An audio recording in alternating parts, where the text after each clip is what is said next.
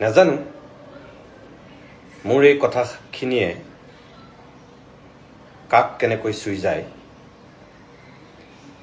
নকওঁ বুলি ভাবিও এইকাৰণে ক'বলৈ বাধ্য হ'লোঁ যে আজি শিৱসাগৰত যেতিয়া স্বাধীনতা দিৱসৰ পতাকা উত্তোলন কৰি অসমৰ সন্মানীয় মন্ত্ৰী বিমল বৰা ডাঙৰীয়াই যেতিয়া বক্তব্য ৰাখিছিল, তাত তেখেতে যিখিনি কথা কৈছে, বদৰুদ্দিন আজমল ডাঙৰীয়াক কেন্দ্ৰ কৰি কোৱা কথাখিনি এজন বিবেকবান ব্যক্তি হিচাপে মই গ্ৰহণ কৰিব পৰা নাই। অলপতে আৰু এগৰাকী হিমন্ত বিশ্ব শৰ্মাৰ মন্ত্ৰীসভাৰ মন্ত্ৰীয়ে বদৰুদ্দিন আজমলৰ সন্দৰ্ভত কিছু কথা কৈছিল। তেখেতৰ বাহিৰেও দুদিনমানৰ পিছতেই আৰু এগৰাকী মন্ত্ৰীয়ে কৈছিল। এতিয়ালৈকে তিনিগৰাকী মন্ত্ৰীৰ মই তেনেকুৱা বক্তব্য দেখিলোঁ। মোৰ প্ৰশ্নটো হ'ল, এতিয়া যে আপোনালোকে বদৰুদ্দিন আজমলৰ বান সাহায্যক লৈ তেনেকুৱাকৈ কথা ক'ব পাৰিছে, বদৰুদ্দিন আজমলৰ 500 টকাৰ ওচৰত জাতি বিক্ৰী নাযায় বুলি কৈছে, বদৰুদ্দিন আজমলক সেৱা কৰাক লৈ আপোনালোকে যিখিনি আক্ষেপ প্ৰকাশ কৰিছে, যেতিয়া বদৰুদ্দিন আজমলে শিৱসাগৰৰ বানাক্ৰান্ত ৰাইজৰ মাজত গৈ সাহায্য বিতৰণ কৰি আছিল, তেতিয়া আপোনালোক ক'ত আছিল? তেতিয়া আপোনালোকে কিয় ক'ব নোৱাৰিলে যে আজমলৰ সাহায্য নল'ব আৰু আজমলক ইয়াত সাহায্য বিতৰণ কৰিবলৈ দিয়া নহ'ব? আজি যিটো দম্ভালি মাৰি অসমৰ একাংশ মন্ত্ৰীয়ে এই গোটেই ঘটনাটোক লৈ ৰাজনীতিৰ মেৰপেচলি টানি আনিছে, এইটো উচিত হৈছেনে? চৰকাৰখনৰ এটা দুৰৱস্থা আচলতে বদৰুদ্দিন আজমলে উদঙাই দিলে নেকি?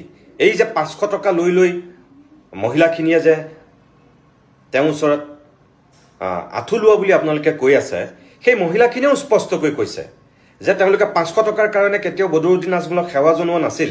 এজন জ্যেষ্ঠ ৰাজনীতিক হিচাপে, এজন জ্যেষ্ঠ ব্যক্তি হিচাপে তেওঁলোকে সমৰ্থন কৰিছিল। আজি যদি সেই মানুহজন দাড়ি টুপি থকা মানুহ কাৰণে, বদৰুদ্দিন আজমল হোৱাৰ কাৰণে, মুছলমান হোৱাৰ কাৰণেও যদি সেই দৃষ্টিভংগীৰে চাইছে, সেই মানুহজন যদি পাঞ্জাবী হ'লহেঁতেন তেতিয়াহ'লেতো আমাৰ আপত্তি নাথাকিলহেঁতেন। আৰু বদৰুদ্দিন আজমলক যদি এজন জ্যেষ্ঠ বুলি সেই মহিলাসকলে যদি সেৱা কৰিছিল, আৰু তেওঁলোকে ইতিমধ্যেই স্পষ্ট কৰিছে এজন জ্যেষ্ঠ ব্যক্তি হিচাপে সেই সময়ত তেওঁলোকে তেখেতক সেৱা কৰিছিল। আমিতো সৰুতেই শিকিছোঁ যে জ্যেষ্ঠজনক সেৱা কৰাটো আমাৰ সংস্কৃতি। আমিতো কেতিয়াও সৰুতে শিকা নাছিলোঁ, আমিতো কেতিয়াও সৰুতে পঢ়া নাছিলোঁ যে জ্যেষ্ঠজন হ'লেও মুছলমানক সেৱা কৰিব নালাগে, অকল হিন্দুকহে সেৱা কৰিব লাগিব বুলি, খ্ৰীষ্টানক সেৱা কৰিব নালাগিব। তেনেকেতো আমি কেতিয়াও পঢ়া নাছিলোঁ, শিকা নাছিলোঁ। এতিয়া এইবিলাক কি কথা?